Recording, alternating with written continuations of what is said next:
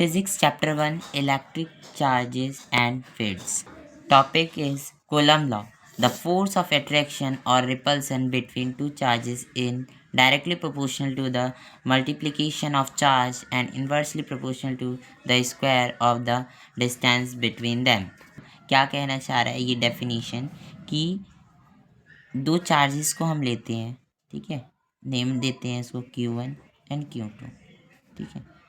तो अब इनके बीच में जो फोर्स लग रहा है वो क्या है, डायरेक्टली प्रोपोर्शनल है Q1 और Q2 के।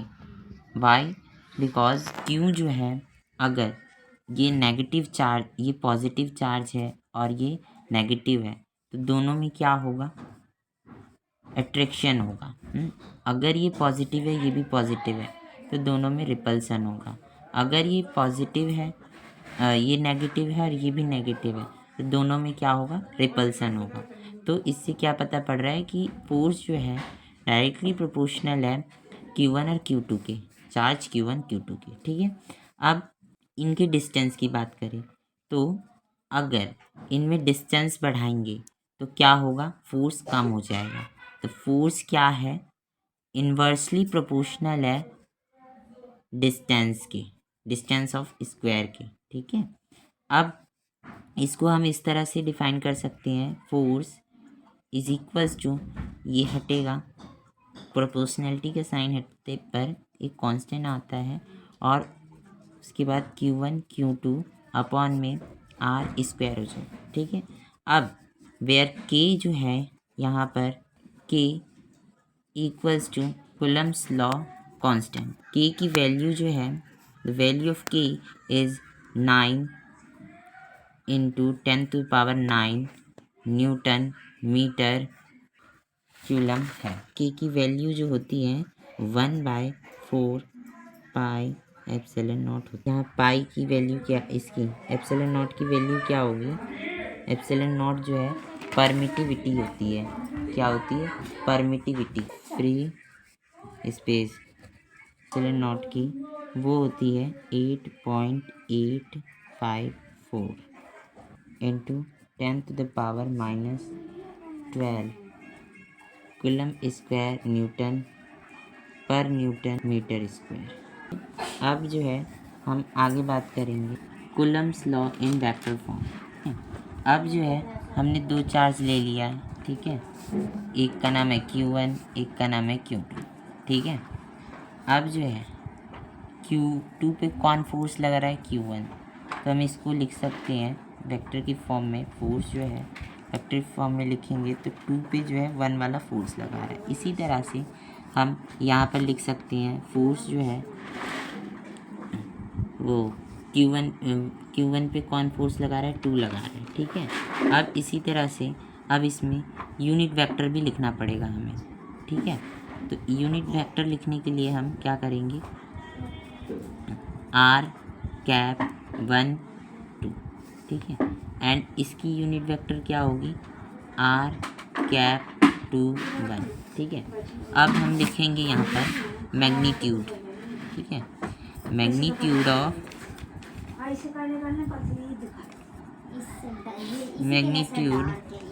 Of force on charge Q1 due to Q2, है ना।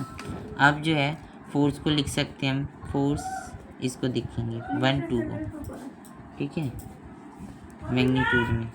तो क्या हो जाएगा, 1/4 pi epsilon naught Q1 Q2 upon में R square. Magnitude of force on charge Q2 due to Q1। तो वेक्टर में लेंगे 2 1 equals to 1/4 pi epsilon naught Q1 Q2 upon में इन वेक्टर फॉर्म में। वेक्टर फॉर्म में कैसे हो जाएगा, है ना, 1 2, equals to 1/4 pi epsilon naught Q1 Q2 upon में R स्क्वायर। अब यहाँ पे क्या आएगा, R कैप 2। ठीक है, अब जो है यहाँ पर लिखेंगे दूसरे वाले का vector form of force 2/1 is equals to 1/4 pi epsilon naught Q1 Q2 upon में R square. R unit vector R is 1 2। ठीक है, अब हम इसको इस तरह से लिख सकते हैं ना, F जो है F21 is minus R unit vector of R12। हम इसमें से एक को ले रहे हैं, ये वाले को, F12 is equals to 1/4 epsilon naught Q1 Q2 upon R square R2। अब जो है हमने यहाँ पे किया था, इसकी जगह पे हम ये वाली वैल्यू रख सकते हैं ना, तो हम यहाँ रख लेंगे इस वाली वैल्यू को। सेम वी पुट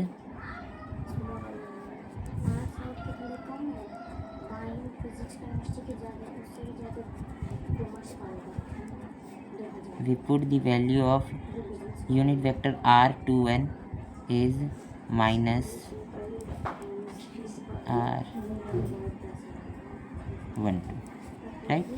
अब इसको हम लिख सकते हैं F vector 12 equals to minus 1/4 pi epsilon naught Q1 Q2 upon में R स्क्वायर।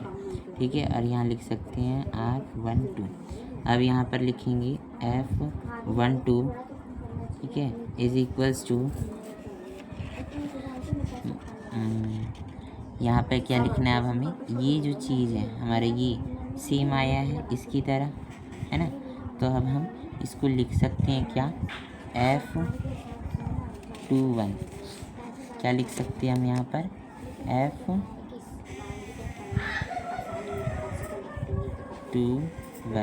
ठीक है, और वही कौन सी किस में, माइनस में। ठीक है, इससे जो है क्या प्रूव हो रहा है कि न्यूटन का जो थर्ड लॉ है वो भी ऑबे कर रहा है, ये कूलम्स लॉ जो है ऑबे कर रहा है third law Newton. Force between multiple charges and the superposition principle. ठीक है, अब इसमें क्या है, एक डायग्राम बनेगा इसमें फर्स्ट, जिसमें एक ये चार्जेस जो है ये जा रहा है, ठीक है, दूसरा जो है ये वाला है, ये जो है ये इस पे चार्ज लगा रहा है, ये क्या नाम है इसका, Q1 नाम है, और इसका क्या नाम है, Q2। ठीक है, यहाँ से यहाँ तक की इसकी जो डिस्टेंस है वो R12 है। ठीक है, और इसी तरह से एक चार्ज ये भी है, ठीक है, जो कि ये फोर्स लगा रही है Q1 पे ही। ठीक है, ये भी Q1 पे फोर्स लगा रही है, ठीक, जो कि इसका नाम क्या है, Q3। ठीक, इसका नाम क्या है हमारा, R वेक्टर 3, ये R वेक्टर 1 है और ये R वेक्टर 2 है। ठीक है, अब ये इसका यूनिट वेक्टर क्या होगा, R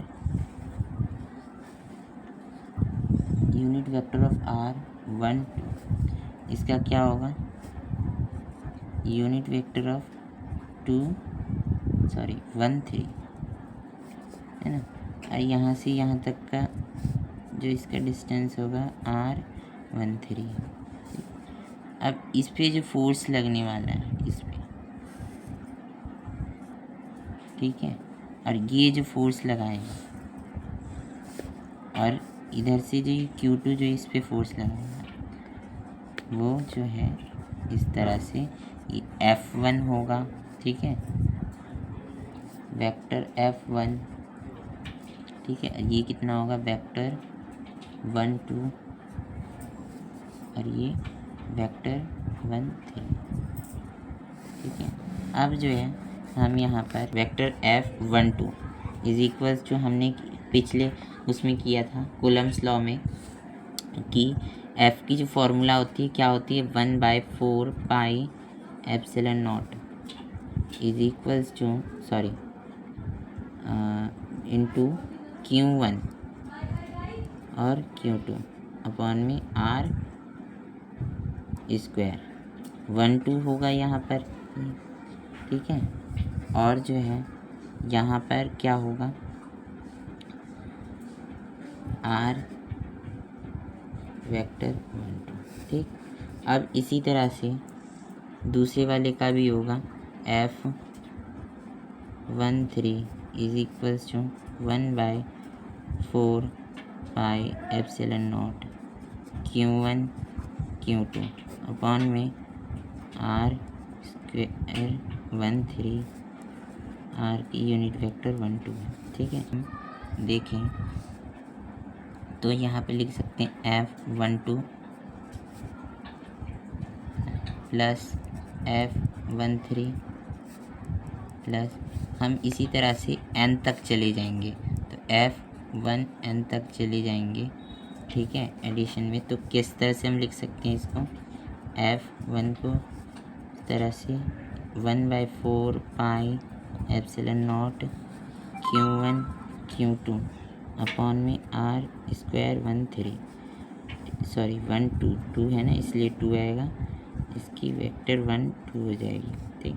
अब इसी तरह से प्लस यहाँ पर 1/4 pi epsilon naught Q1 Q2 sorry Q3 upon में R square 1 3 unit vector 1 3 plus dot dot तक चले जाएंगे n तक तो 1/4 पाई एप्सिलॉन नॉट